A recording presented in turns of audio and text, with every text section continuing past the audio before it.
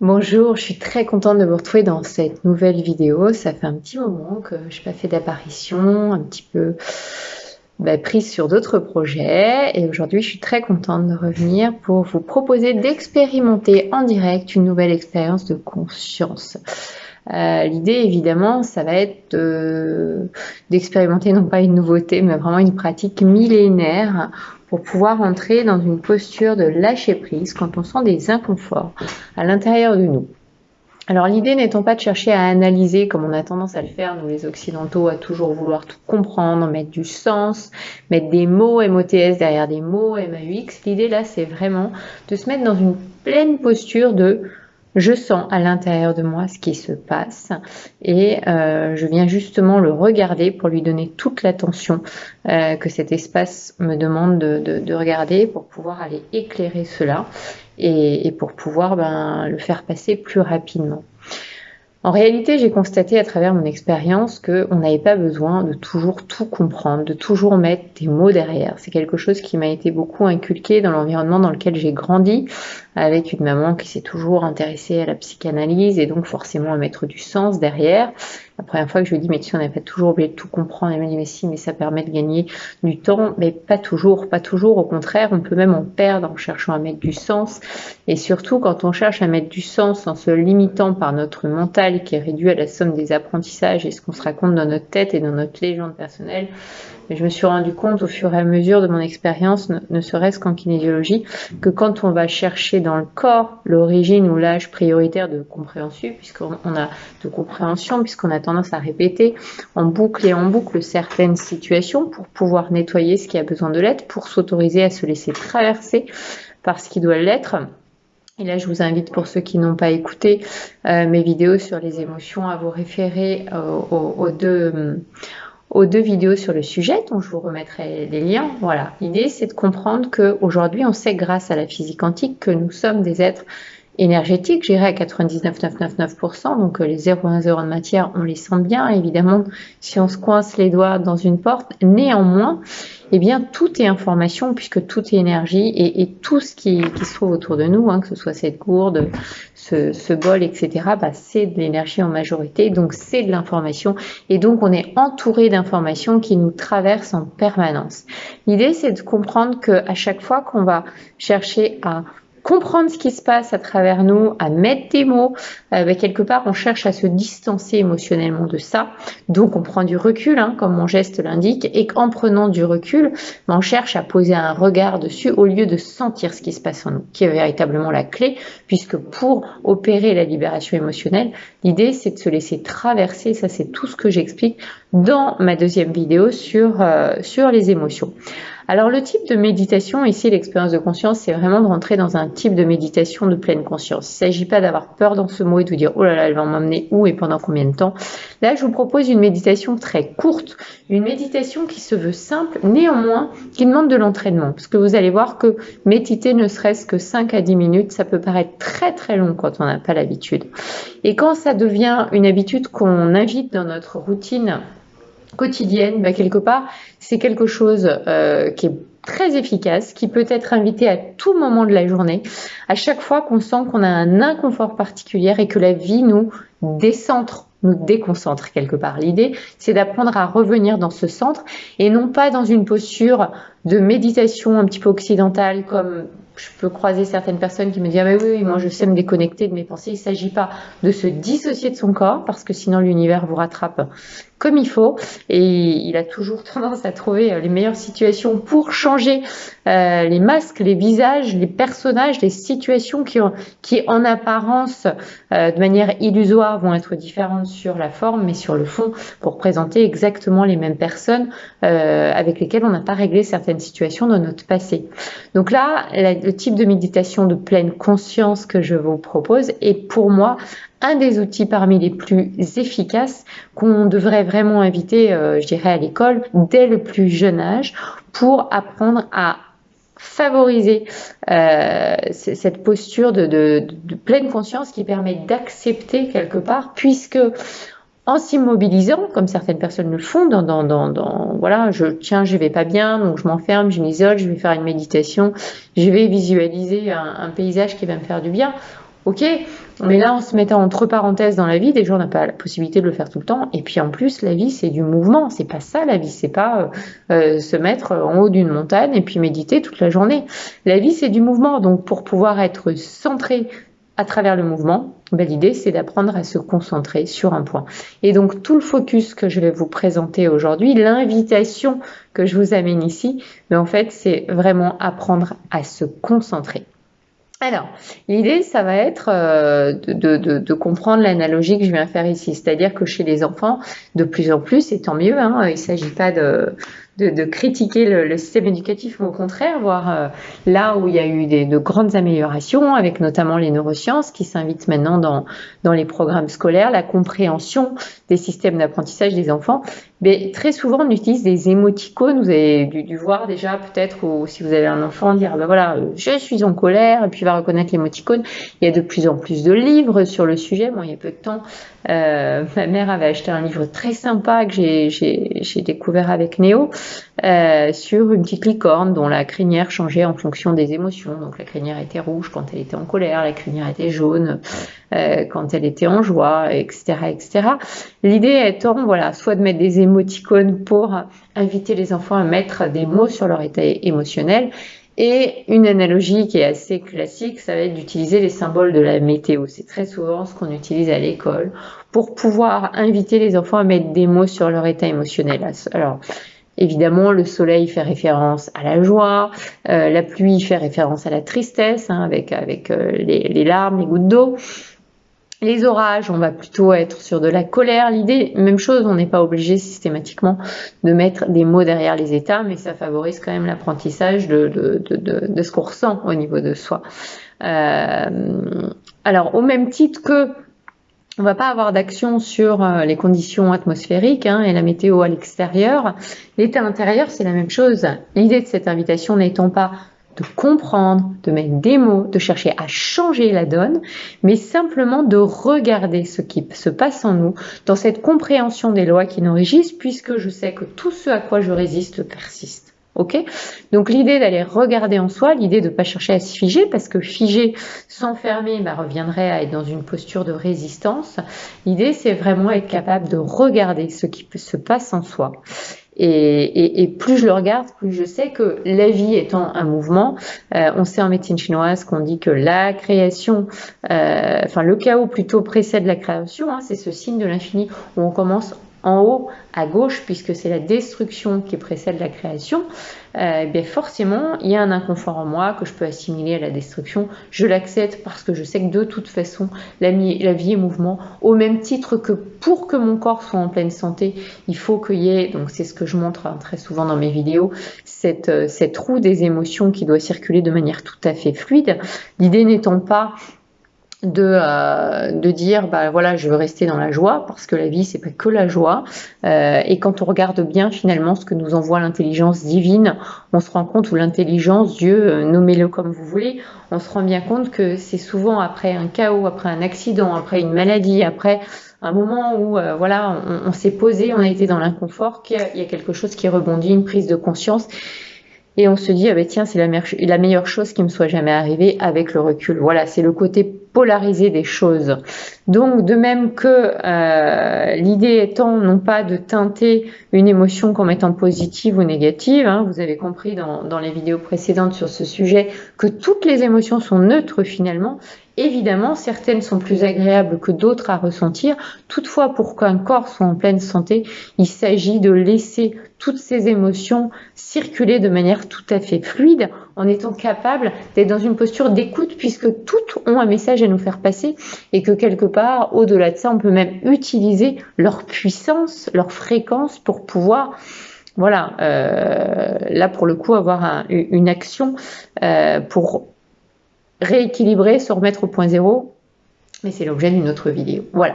Donc l'idée ici, vous l'avez compris, c'est vraiment d'être capable d'aller jouer avec notre pouvoir de concentration, qui est une clé essentielle pour pratiquer la pleine conscience, pour pouvoir vraiment être dans une posture de je laisse faire, je laisse faire. Je sais que ce qui m'est proposé là, dans l'instant, c'est ce que je dois ressentir pour pouvoir passer à autre chose. J'ai pas besoin de comprendre quoi que ce soit. J'ai pas besoin de mettre un coupable derrière la météo que j'ai à l'intérieur. En conscience que dès le réveil, par exemple, je suis sur un ancrage où je me dis tiens, je vais me mettre dans une posture de pleine conscience à mon corps. C'est déjà au réveil de sentir comment je me sens à l'intérieur de moi. Est-ce qu'il fait beau? Est-ce qu'il fait nuageux? Est-ce que c'est très orageux? Et à partir de là, j'ai pas besoin de trouver un coupable en cherchant un bourreau, en me positionnant en victime, en disant que c'est à cause de l'autre, que je ne suis pas bien, que ça ne va jamais bien. C'est je suis consciente de mon inconfort. À partir de là, vu que je sais que l'extérieur n'est que le reflet de mon intérieur, je vais éviter, à la première occasion au réveil, d'aller me friter avec mon fils ou mon mari, ou le premier collègue que je croise parce que je suis dans un orage et j'ai pas envie de lui balancer la patate chaude. C'est au contraire, je vais faire de cette situation, c'est-à-dire de la première situation que je croise, du premier environnement dans lequel j'évolue, de n'importe quel élément extérieur à moi, en conscience de mon état intérieur qui est inconfortable, ça va me permettre de gagner du temps pour faire de cela une opportunité, pour pouvoir chasser quelque part, transformer, transcender, laisser passer plus rapidement dans cette posture d'acceptation ce qui m'est proposé dans l'instant. Voilà. Donc l'idée, vous l'avez compris, c'est absolument pas d'entrer dans une pratique exempte de bruit, de perturbations, de brouhaha particulier. S'il y a des travaux dehors, il y a des travaux dehors. S'il y a votre fils à côté, il y a votre fils à côté. Au contraire, je dirais que la méditation de pleine conscience, elle n'a rien à voir avec une forme de méditation où on chercherait à se couper, à s'isoler. Donc l'idée, c'est vraiment de sentir que à l'intérieur de nous, il y a un corps qui parle. Et les mots, les mots de notre corps, c'est un petit peu le langage qu'adopte notre inconscient pour parler avec nous. Quand on l'écoute pas, c'est ce qui fait que l'écart se creuse entre le conscient et l'inconscient, là où finalement notre inconscient il est en prise directe et je dirais il devrait pas y avoir de distinction à faire entre les deux. Donc en fait, ce corps, comment il nous parle? On voit très souvent en hypnose que quand on commence à jouer avec l'hypnose symbolique, humaniste, la personne va toujours utiliser les mêmes symboles, des symboles assez universels. Il y a une boule dans la gorge, il y a une boule dans le ventre. Ça, on est plutôt dans un blocage au niveau émotionnel, par exemple. Ça peut s'exprimer sous le corps mental à travers des pensées.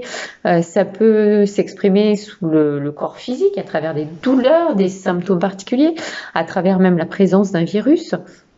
Peu importe les informations qui passent, de toute façon, toutes les informations qui nous traversent, elles viennent quelque part retranscrire dans le corps, se matérialiser sous la forme de pensées, de douleurs, d'émotions. Ok ?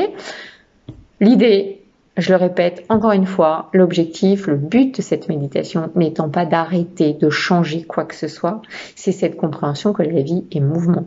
Si je m'arrête, je suis dans une posture de résistance. Et tout ce à quoi je résiste persiste.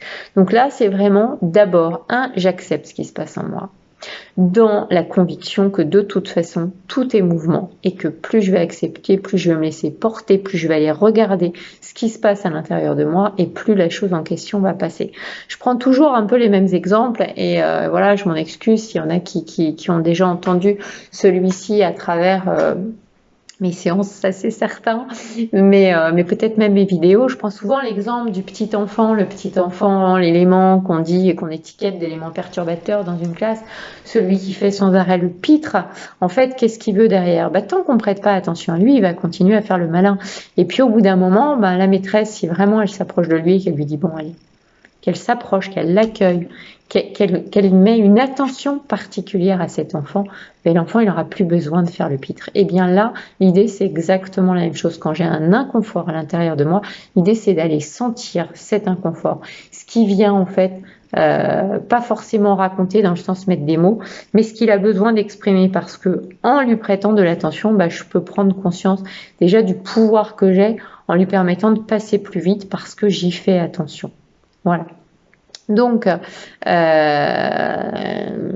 je pense que j'ai dit pas mal de choses dans mon introduction et qu'on va pouvoir passer à la méditation courte. Surtout, je vous le rappelle, c'est du court là. On n'est pas dans une méditation, l'idée de rentrer pendant des heures parce que vous allez voir que plus finalement on invite la pratique de la pleine conscience dans notre vie, et moins on a besoin de la pratiquer au quotidien. Pourquoi? Parce qu'à partir du moment, au même titre qu'un enfant, il va s'entraîner à marcher, hein, c'est un muscle quelque part, la concentration, comme le cœur, plus on va s'entraîner à le faire, et moins on aura besoin de le faire, puisque ça va devenir un automatisme.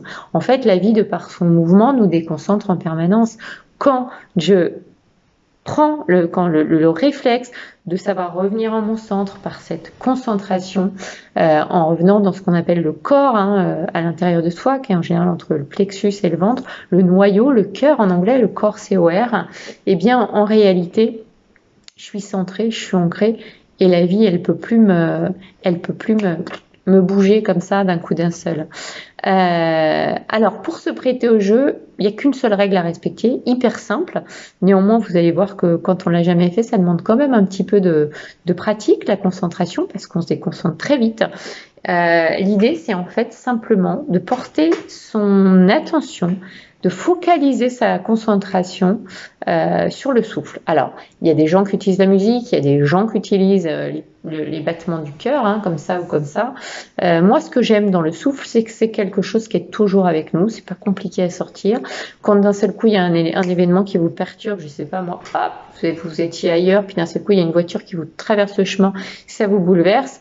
Ben, quand vous êtes avec votre souffle, il n'y a pas besoin dans la vie de tous les jours d'aller se brancher sur une musique particulière, une fréquence particulière. Vous branchez sur votre souffle, sur votre respiration. Et quelque part, le fait de ramener son attention sur ce point, ça permet vraiment de revenir dans son centre. L'idée, c'est que quel que soit votre émoticône à l'intérieur, votre temps, votre météo, appelez-la comme vous voulez. C'est vraiment ça, en fait, revenir dans cet espace de conscience. Je sais pas, vous avez certainement entendu ou lu déjà quelque part que la conscience ne bouge pas. Mais oui, la conscience, elle bouge pas. Seules les informations qui gravitent en nous et autour de nous, et qui nous traversent en permanence, bougent. Cependant, la conscience, elle bouge pas. Donc, en fait, depuis cet espace au centre, je peux regarder ce qui se passe en moi. Et là, du coup, je me laisse plus éparpiller par un truc qui va d'un seul coup me bouleverser au niveau mental, émotionnel, physique ou autre. Et vous allez voir que quand on est capable de se concentrer en ce point, on est capable quelque part de prendre la hauteur pour mieux descendre aussi dans les profondeurs, pour aller écairer là où il y a des espaces qui demandent à être éclairés. Voilà. Alors, ce qui est important de comprendre, c'est que la concentration, ça a une fonction qui est essentielle pour le cerveau, puisqu'en fait, elle permet de mémoriser, elle permet d'apprendre, elle permet donc de comprendre les choses. Et en fait, le but derrière la concentration, c'est de se focaliser complètement, en fait son attention, que ce soit sur un objet ou un sujet. L'idée, c'est que comme ça paraît facile de se concentrer parce que consciemment, on sait ce sur quoi on doit concentrer notre attention. Par exemple, on doit réviser un truc particulier en vue de passer un examen le lendemain. Et pourtant, parfois, inconsciemment, il y a plein de choses, il y a plein de pensées, il y a plein d'idées qui nous traversent et qui, quelque part, nous empêchent de mettre notre attention sur ce qui est important pour nous. Dans l'exemple que je viens de vous donner, la révision d'un examen ou l'apprentissage d'une leçon en vue de passer un contrôle. Voilà. Et puis parfois, il y a plein d'idées qui sont liées au passé, à des peurs du passé ou à des peurs en fait de l'avenir en fait, hein, des peurs de projection. Et tout ça, ça fait qu'on dirige notre attention autrement et ailleurs que ici et maintenant. Et il y a aussi cette seconde loi que l'on connaît très bien, qui nous régit, c'est là où va notre attention, notre intention, l'énergie suit. Donc tant que je me laisse attirer et que je laisse mon attention se porter sur ailleurs que ici et maintenant, donc dans mon centre, mais forcément, je me laisse disperser et je me perds en fait dans toutes les informations d'ailleurs ou de demain. Puis bien souvent, d'ailleurs, quand on a des peurs du demain, on se rend compte que finalement, tiens, on a été bien con d'avoir peur de ça parce que finalement, c'est jamais arrivé. Voilà. Du coup, le résultat final, c'est que ça nous empêche de faire ce qui est important pour nous. Voilà. Alors, toujours dans les formes de choses qui peuvent interférer aussi avec ce pouvoir de concentration, c'est nos petites habitudes. Tiens, non, mais là, je devais faire ça, tu comprends, donc je vais pas prendre 5 minutes pour me recentrer. Là où finalement, ça me ferait beaucoup plus de bien, parce que si je suis complètement perturbée, généralement, je vais pas faire le truc correctement. Donc là, je crois que vous avez vraiment toutes les informations nécessaires pour vous prêter à cet exercice qui va durer quelques minutes. Vous allez voir que quelques minutes de concentration, ça peut sembler très très long, comme je l'ai dit, quand on s'est jamais prêté à ce type d'expérience. L'idée ensuite, ce sera de raccourcir de plus en plus la durée de cette méditation en pleine conscience pour que ça devienne vraiment un réflexe automatique. Est-ce que vous êtes prêts? Alors on y va. Pour cette méditation, je vous propose de vous installer confortablement. Alors en général, c'est pas mal de prendre une chaise avec un dossier pour avoir le dos bien droit. Pour cette méditation, puisque c'est vraiment une méditation de pleine conscience qui va durer quelques minutes, vous pouvez même vous allonger si c'est plus confortable pour vous. Il n'y a pas de risque en principe de s'endormir. Et l'idée, ça va être vraiment de se prêter à cette expérience de concentration. Alors, je vais vous inviter à fermer les yeux et je vais vous accompagner. Je vais vous inviter à fermer les yeux et à vous laisser guider par ma voix. À présent, vous allez vous focaliser sur votre respiration. Focalisez-vous sur les mouvements créés par votre respiration. Et pour débuter cette expérience, on va prendre quelques larges et profondes inspirations. On peut bloquer un petit peu en haut et expirer le plus loin possible. On va faire ces mouvements de va-et-vient assez longs, le plus long où vous puissiez aller sans forcer de trop. L'idée étant de prendre une bonne inspiration pour remplir la capacité de ses poumons et expirer. Vous pouvez prendre conscience de la longueur de l'inspiration et le temps d'expiration. Inspirez par le nez, expirez par la bouche. Inspirez par le nez un air pur. Et expirez. Et vous pouvez percevoir déjà de quelle manière votre torse se gonfle et se dégonfle, rythmé par le doux va-et-vient de votre respiration. À présent, vous allez privilégier la respiration par le nez et vous allez prendre conscience des micro-mouvements du corps pendant que vous respirez bien profondément. Vous pouvez même visualiser le chemin de l'air à travers votre corps, votre nez, votre gorge, vos poumons. Et continuez cycle après cycle à vous concentrer sur cette respiration. C'est vraiment quelque chose qui va faciliter votre concentration. D'habitude, on respire sans y prêter attention. Ici, au contraire, vous vous concentrez sur ce mouvement automatique. Vous vous concentrez de plus en plus sur votre souffle. Prenez conscience de tous les mouvements très subtils qui s'opèrent, qui s'orchestrent, qui s'harmonisent au fur et à mesure de votre respiration. Et là, dans cette expérience, vous vous focalisez sur ce mouvement automatique en rendant visible des phénomènes inconscients. C'est exactement ce qu'il se passe quand on se concentre sur le souffle. Voyez votre corps comme un moyen de transport, un moyen pour descendre progressivement en vous, dans tous vos espaces.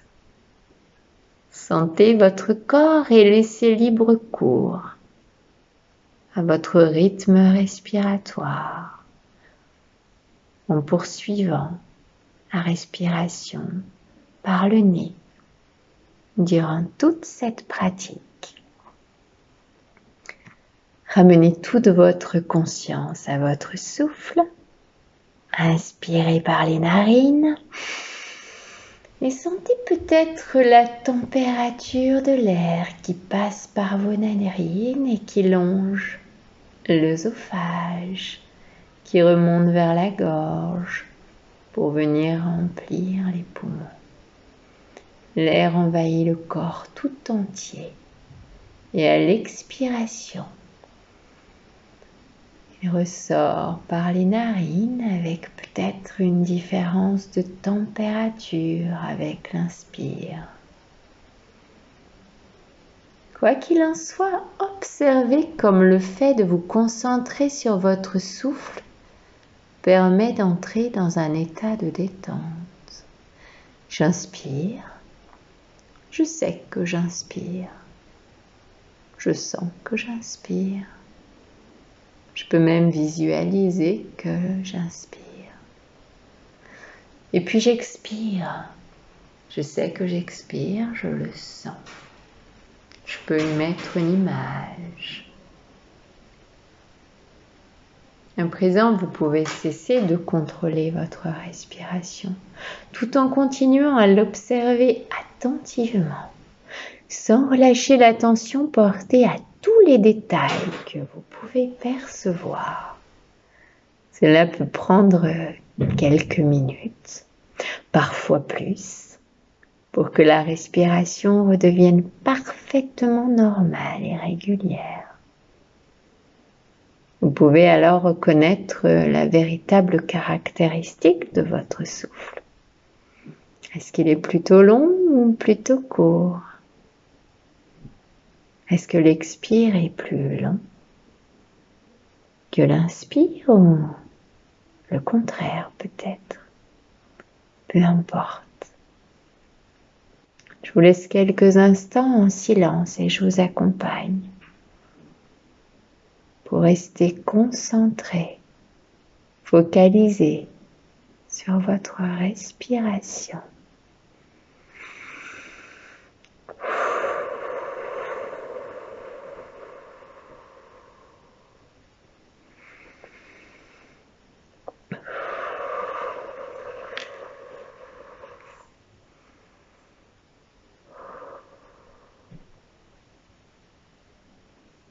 Tranquillement, pendant que vous êtes concentré intérieurement, vous pouvez laisser émerger à l'intérieur de vous toutes les informations qui se proposent sous forme de pensées, d'émotions, de sensations dans le corps. Accordez-vous tout l'espace nécessaire pour que toutes ces informations puissent arriver jusqu'à votre cerveau. Laissez-le tout vous traverser spontanément comme si vous étiez complètement ouvert. L'unique manière de vivre tout cela, c'est d'être dans cet état de pleine conscience. Observez simplement ce qui est ici et maintenant en restant bien concentré sur votre respiration. Autorisez-vous à ressentir ce qui est là, maintenant, ici présent.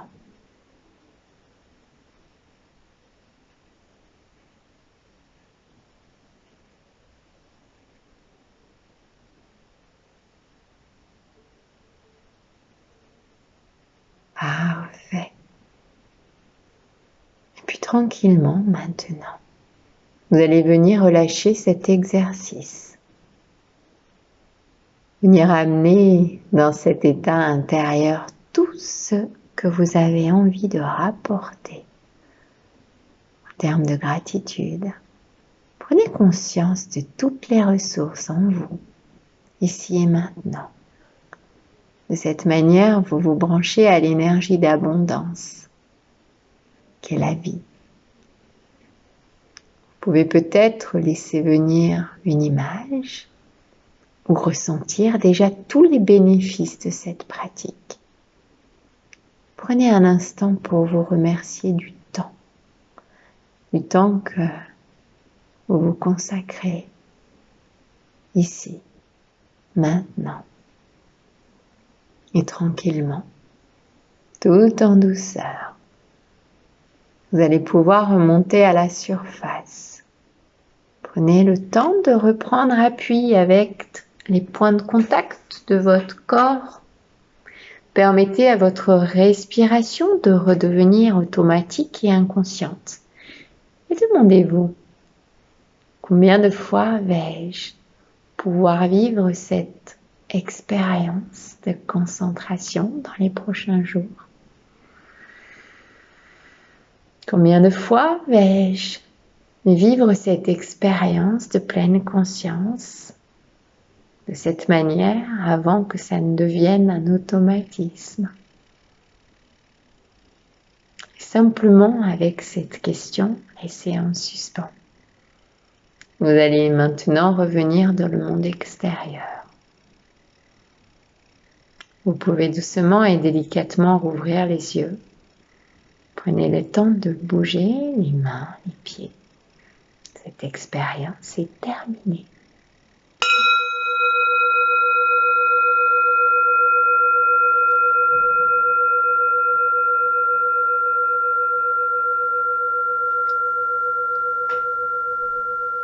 Vous voyez, c'est très simple en réalité.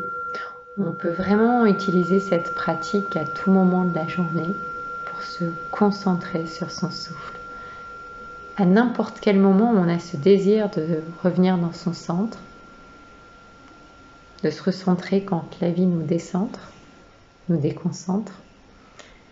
Et puis comme je l'ai dit, au même titre que n'importe quel muscle, il s'agit de s'entraîner pour que ça devienne un réflexe comme un enfant qui apprend à marcher sans plus se poser la question de quel point d'appui, comment tenir debout en équilibre. Alors c'est sûr que c'est très simple, puis en l'expérimentant, si parmi certains d'entre vous se sont prêtés à cette expérience pour la première fois, on peut vite voir que notre niveau de concentration est proche de peu. Et que dès qu'une pensée nous traverse, tac, on a tendance à s'y accrocher, à se déconcentrer. Et c'est toujours pareil, riez de vous. Et puis petit à petit, ayez cette conviction que ça va bouger. L'effort, ça porte toujours ses fruits. Et un jour, vous allez devenir complètement concentré de nature. Vous n'aurez plus besoin d'aller vraiment dans cette pratique de pleine conscience, puisque ce sera déjà un réflexe automatique.